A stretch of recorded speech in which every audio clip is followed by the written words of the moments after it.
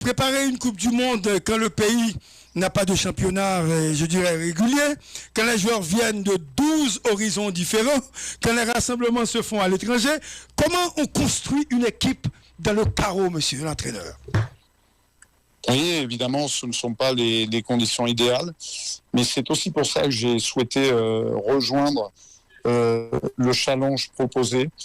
J'avais pris connaissance de tout ça, je n'ai pas été pris au piège. C'est aussi un petit peu une de mes marques de fabrique, d'arriver dans ce type d'environnement à connecter les énergies entre elles, et notamment celles des joueurs.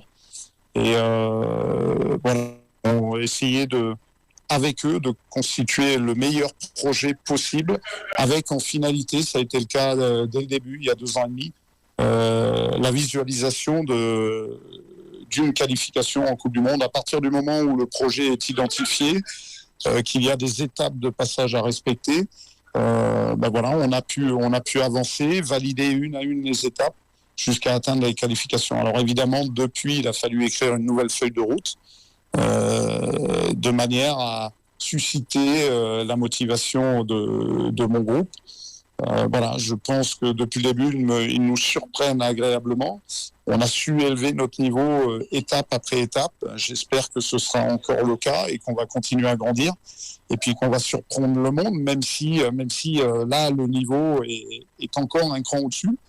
Ça va pas être facile, mais voilà. En tout cas, on a la motivation et l'énergie nécessaires pour le faire. Votre 11 de départ, quels sont les principes non négociables de votre Haïti? Bloc et transition ou possession, haute et pressing, et pourquoi ce choix avec nos profils? Seriez-vous à même de nous dire quelle tactique et quel principe vous allez mettre en place pour faire fêter tout un peuple qui attend beaucoup de vous, monsieur l'entraîneur?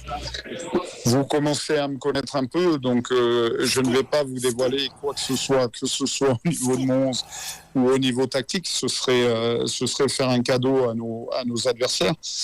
La seule chose qu'on peut se rendre compte depuis 2 ans et demi, c'est que dans notre projet et dans ce que l'on a pu proposer aux joueurs de ce groupe, c'est que on a toujours des intentions. C'est un jeu, quel que soit l'adversaire proposé en face, c'est d'essayer de gagner ce jeu et de gagner le match. Donc il ne s'agit pas de parquer un bus devant sa surface et jeter une pièce en l'air en espérant qu'elle tombe du bon côté.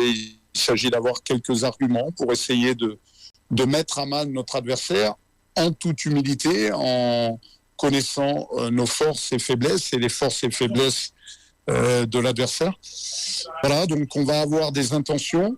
Maintenant, on l'observera demain, et puis entre les intentions de départ et les adaptations que l'on devra avoir sur le terrain, il y aura aussi une marge. Donc rendez-vous demain pour avoir les réponses.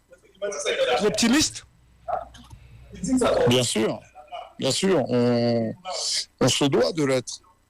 On se doit. Le meilleur moyen de se qualifier et d'atteindre les 16e de finale, c'est encore de penser que c'est possible et de le visualiser.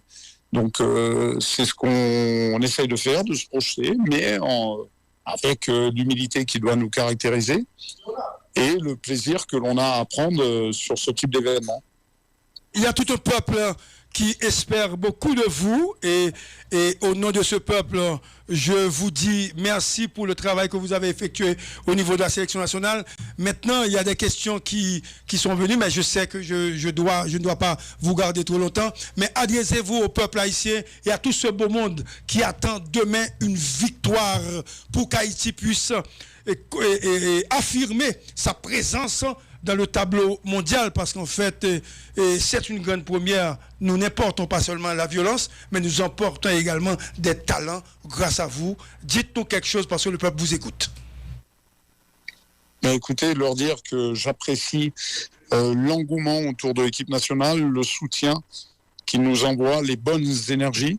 Leur dire simplement d'être convaincu que mes garçons vont donner le maximum, vont être les meilleurs ambassadeurs possibles pour la sélection, mais que rien n'est jamais facile avec Haïti. Donc peut-être tout ne se jouera pas sur le premier match et qu'il ne faudra pas verser dans un optimiste béat si nous obtenons la victoire, et inversement, si c'est plus délicat, ne pas verser dans le catastrophisme qui parfois peut arriver en Haïti, puisque rien n'est jamais facile en Haïti et il faudra qu'on fasse preuve de résilience et peut-être que la qualification peut se jouer dans les dernières minutes du 3e match.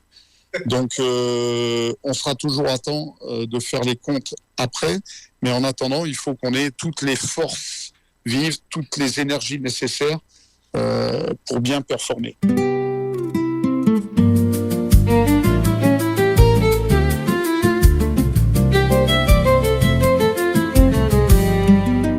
Scoop, c'est Radio PAM, c'est télévision PAM, c'est voix qui claire la nuit, c'est G qui garde des mains, les nèg chita ap gade masoscope, autant de vérités qui pas jamais cachées.